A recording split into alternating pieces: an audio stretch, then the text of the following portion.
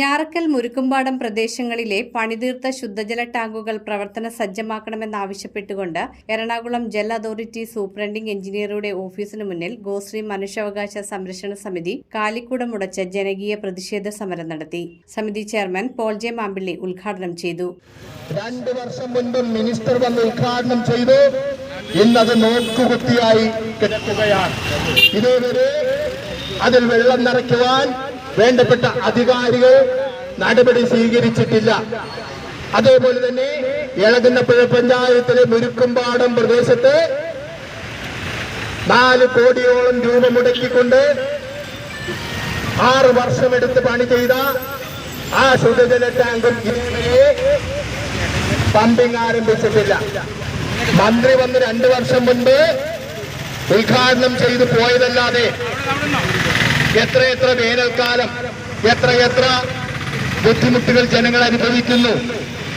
ആ ജനങ്ങളുടെ ശുദ്ധജല ക്ഷാമത്തിനായി ഒരു പരിഹാര മാർഗവും ഇതേവരെ ബന്ധപ്പെട്ടായിട്ട് 4 വാട്ടർ ടാങ്കുകളുടെ പണിയാണ് തുടങ്ങിയത്. എടവനക്കാട് മാലിപ്പുറം ടാങ്കുകൾ, ചെറിയ ടാങ്കുകൾ അതിന്റെ പ്രവർത്തനം ആരംഭിച്ചു. എന്നാൽ ഞാറക്കൽ നായരമ്പലം പഞ്ചായത്തിലെ ഏറ്റവും കുടിവെള്ളം രൂക്ഷമായിട്ടുള്ള പ്രദേശത്തെ കുടിവെള്ളക്ഷാമം പരിഹരിക്കുന്നതിന് വേണ്ടി 6 കോടിയോളം മുടക്കി ചെയ്ത ആ ടാങ്ക് ഇന്നും നോക്കുകുത്തിയായി കിടക്കുകയാണ്. വൈപ്പിങ്കരയിലെ ജനങ്ങൾ, ജനപ്രതിനിധികളൊപ്പം എല്ലാ പഞ്ചായത്ത് ഓഫീസും വാട്ടർ അതോറിറ്റി ഓഫീസും ഒക്കെ ഉപരോധിച്ചുകൊണ്ടിരിക്കുകയാണ്. ഇപ്പോൾ കടുത്ത വേനൽക്കാലമാണ്.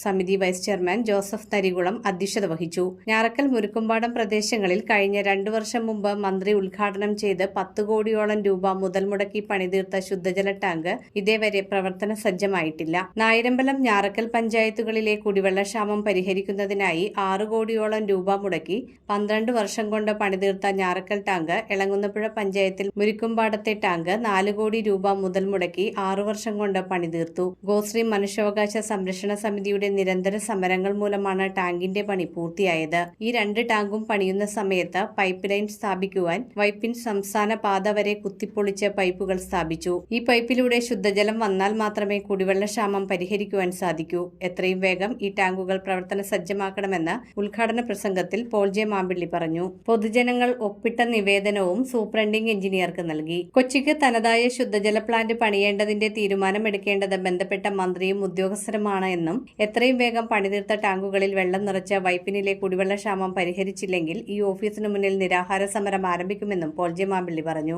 സമിതി general convener Jolly Joseph, vice chairman M Rajagopal, treasurer Francis Arakkal, secretary Antony Punnathara, James Tharamel, Titus Pooppadi, Rosly Joseph, T P Sebastian, M A Xavier, Josy Chakkalakkal, T K Mani, Maniyappan Kannanganattu, K M Dhananjayan, N G Sivadas, Suresh Kumar, Rachel Robert എന്നിവർ പ്രസംഗിച്ചു.